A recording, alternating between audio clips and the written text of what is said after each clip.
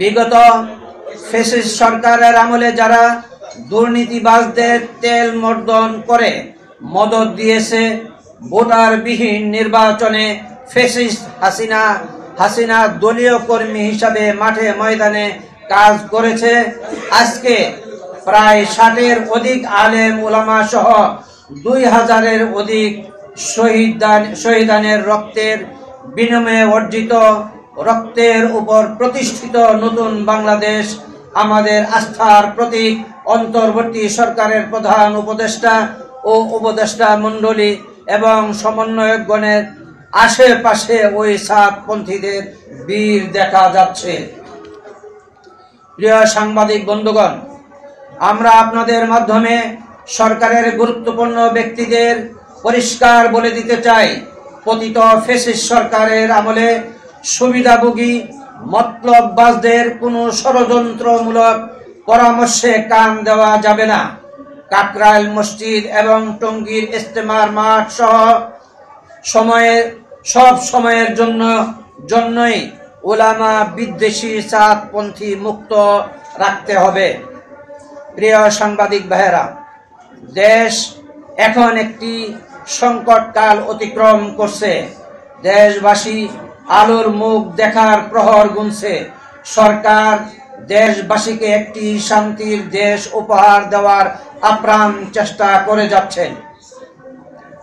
এই অবস্থায় সন্ত্রাসী সাতপন্থীদেরকে নতুন কোনো ষড়যন্ত্রের মাধ্যমে অনাকাঙ্ক্ষিত পরিস্থিতি সৃষ্টির সুযোগ দেওয়া যাবে না।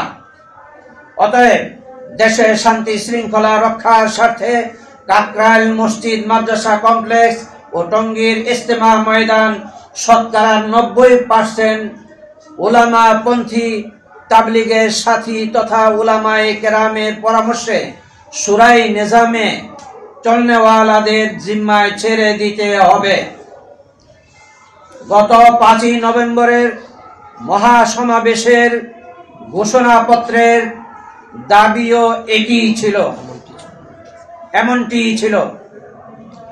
অন্যথায় 24 ঘন্টার নোটিশে ঢাকা অচল হওয়ার সমূহ সম্ভাবনা রয়েছে। আমরা সারা দেশবাসীকে নিয়ন্ত্রণের ক্ষমতা রাখি না। প্রিয় সাংবাদিক বন্ধুগণ, আমরা লক্ষ্য করছি গত কয়েকদিন আগে গুটি কয়েক সন্ত্রাসী সাতপন্থীদের সংবাদ সম্মেলন মিথ্যাচারে ভরা পাগলের প্রলাপ মনে হয়েছে। সমাধানের পথ একটি খোলা আছে।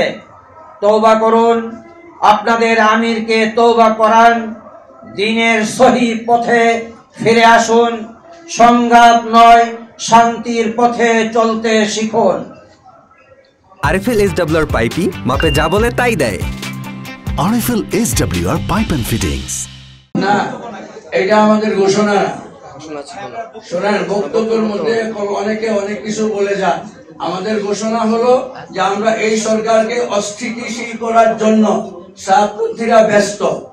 পিছনের সরকারকে সাথে নিয়ে এরা আমাদেরকে বলছে যে পাকিস্তানি, আমাদেরকে বলছে হেফাজতি, এই হযরত মাওলানা জুবায়ের হাসান সাহেবকে বলছে যে এরা পাকিস্তানি। আমরাই বর্তমান তৎকালীন জমানার আওয়ামী লীগ সরকারের দোষর হয়ে তারা সুবিধা নিয়েছে।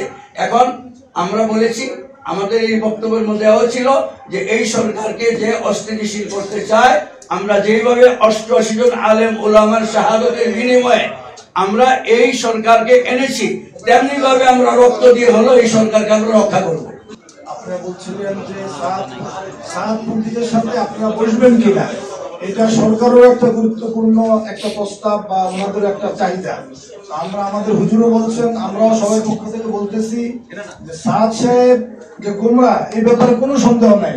সেটা যদি আপনারা যাচাই করতে চান, আমরা যেইভাবে বলেন সেভাবে আপনাকে এটাকে প্রমাণ করে দিতে পারবো ইনশাআল্লাহ।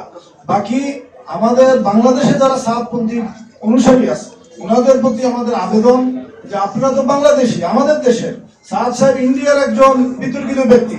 আপনারা যদি ওনাকে ছেড়ে দিতে পারেন, যতক্ষণ না উনি তওবা না করবে, যতক্ষণ না উনি দ্বীনের লাইনে ফিরে না আসবে, আপনারা যদি ওনাকে আজকেই ঘোষণা দিয়ে ওনাকে ত্যাগ করেন, আমরা আপনাদের সাথে বসার জন্য রাজি আছি। আপনারা আপনাদের সাথে কাঁধে কাঁধ মিলিয়ে তবলিগ করার জন্য রাজি আছে।